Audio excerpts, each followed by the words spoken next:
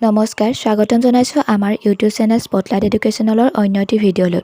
আজিৰ এই ভিডিঅ'টিত lake of India অৰ্থাৎ ভাৰতৰ হ্ৰদসমূহৰ বিষয়ে আলোচনা কৰা হ'ব। ভাৰতৰ লেকসমূহক বা হ্ৰদক বিভিন্ন প্ৰকাৰত ভাগ কৰা হৈছে।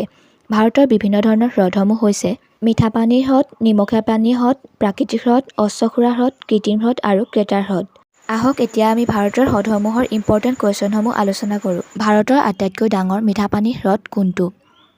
ইয়াৰ শুদ্ধ উত্তৰটো হ'ব উলাৰ লেক। কোনটো হ্ৰদ ভাৰতৰ আটাইতকৈ ডাঙৰ নিমখীয়া পানীৰ লেগুন হ্ৰদ? ইয়াৰ শুদ্ধ উত্তৰটো হ'ব চিলিকা লেক। চিলিকা লেক উৰিষ্যাত অৱস্থিত। ভাৰতৰ আটাইতকৈ ডাঙৰ মানৱ নিৰ্মিত হ্ৰদ কোনটো? ইয়াৰ শুদ্ধ উত্তৰটো হ'ব গোবিন্দ বল্লভ পন্ত সাগৰ। ই উত্তৰ প্ৰদেশত অৱস্থিত। উত্তৰ পূব ভাৰতৰ আটাইতকৈ ডাঙৰ মিঠা পানীৰ হ্ৰদ কোনটো? ইয়াৰ শুদ্ধ উত্তৰটো হ'ব লোকটাক হ্ৰদ। লোকটাক হ্ৰদ মণিপুৰত অৱস্থিত। ডাল হ্ৰদ ক'ত অৱস্থিত?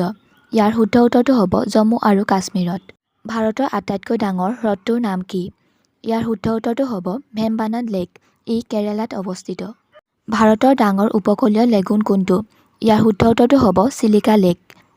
কোনটো হ্ৰদ দুখন ভাৰতীয় ৰাজ্যৰ মাজত ভাগ বতৰা কৰে? ইয়াৰ শুদ্ধ উত্তৰটো হ'ব পুলিকট লেক, অন্ধ্ৰ প্ৰদেশত অৱস্থিত। কোনটো হ্ৰদক শ্ৰীনগৰ জুৱেল বুলি কোৱা হয়? ইয়াৰ শুদ্ধ উত্তৰটো হ'ব ডাল হ্ৰদ। ই কাশ্মীৰত অৱস্থিত। কোনটো ভাৰতৰ আটাইতকৈ ডাঙৰ আভ্যন্তৰীণ নিমখীয়া পানীৰ হ্ৰদ? ইয়াৰ শুদ্ধ উত্তৰটো হ'ব চম্বৰ হ্ৰদ। ভাৰতৰ কোন ৰাজ্যত উমিয়াম হ্ৰদ অৱস্থিত? ইয়াৰ শুদ্ধ উত্তৰটো হ'ব মেঘালয়ত অৱস্থিত। ইন্দিৰা সাগৰ হ্ৰদ ক'ত অৱস্থিত? ইয়াৰ শুদ্ধ উত্তৰটো হ'ব মধ্যপ্ৰদেশত। পেংগং লেক ক'ত অৱস্থিত? ইয়াৰ শুদ্ধ উত্তৰটো হ'ব লাডাখত অৱস্থিত। লেনাৰ লেক কোন ৰাজ্যত অৱস্থিত?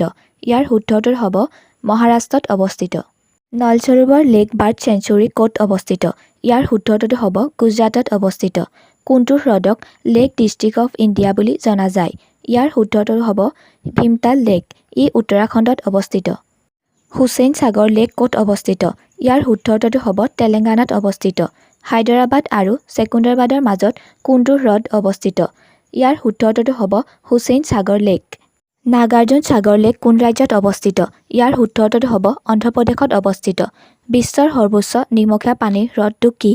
ইয়াৰ শুদ্ধ উত্তৰটো হ'ব পেংগং লেক। হ্ৰদৰ বিষয়ে অধ্যয়ন কৰা কি বুলি কোৱা হয়? ইয়াৰ শুদ্ধ উত্তৰটো হ'ব লিম্নলজি। এছিয়াৰ আটাইতকৈ ডাঙৰ অগভীৰ মিঠা পানীৰ হ্ৰদটো কি? ইয়াৰ শুদ্ধ উত্তৰটো হ'ব কলেৰো লেক। চিলিকা লেক ক'ত অৱস্থিত? ইয়াৰ শুদ্ধ উত্তৰটো হ'ব উৰিষ্যাত অৱস্থিত। গান্ধী সাগৰ লেক কোন ৰাজ্যত অৱস্থিত? ইয়াৰ শুদ্ধ উত্তৰটো হ'ব মধ্যপ্ৰদেশত অৱস্থিত। ছেলিম আলী লেক ক'ত অৱস্থিত? ইয়াৰ শুদ্ধ উত্তৰটো হ'ব মহাৰাষ্ট্ৰত অৱস্থিত। অষ্টমদী কায়ল লেক কোন ৰাজ্যত অৱস্থিত? ইয়াৰ শুদ্ধ উত্তৰটো হ'ব কেৰালাত অৱস্থিত। শাস্তামকটা লেক ক'ত অৱস্থিত? ইয়াৰ শুদ্ধ উত্তৰটো হ'ব কেৰালাত অৱস্থিত। সোমাগো লেক ক'ত অৱস্থিত? ইয়াৰ শুদ্ধ উত্তৰটো হ'ব ছিকিমত অৱস্থিত। হাফলং লেক কোন ৰাজ্যত অৱস্থিত? ইয়াৰ শুদ্ধ উত্তৰটো হ'ব অসমত অৱস্থিত। চান্দুবি লেক কোন ৰাজ্যত অৱস্থিত? ইয়াৰ শুদ্ধ উত্তৰটো হ'ব অসমত অৱস্থিত।